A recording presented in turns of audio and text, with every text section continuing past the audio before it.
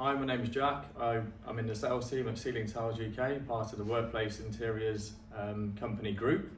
Today we're here to talk to you about identifying ceiling tiles and how we can make that easier for you. So, a few considerations when identifying a ceiling tile. First of all, there's a few main manufacturers that can be identified by looking at the back of the tile.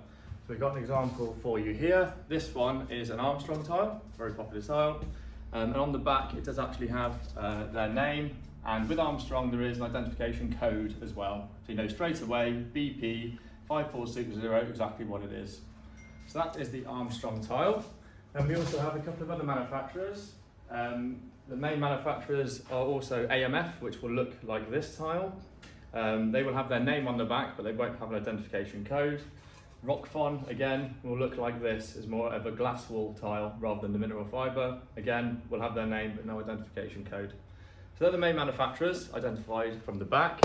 Other considerations are the size of the tile, so the standard 600 by 600 or a 1200 by 600, and then the edge profiles. So square edge sits flat in the ceiling, tabular edge is a stepped edge for a 24mm grid, and then microbrick edge is a stepped edge for a 15mm grid.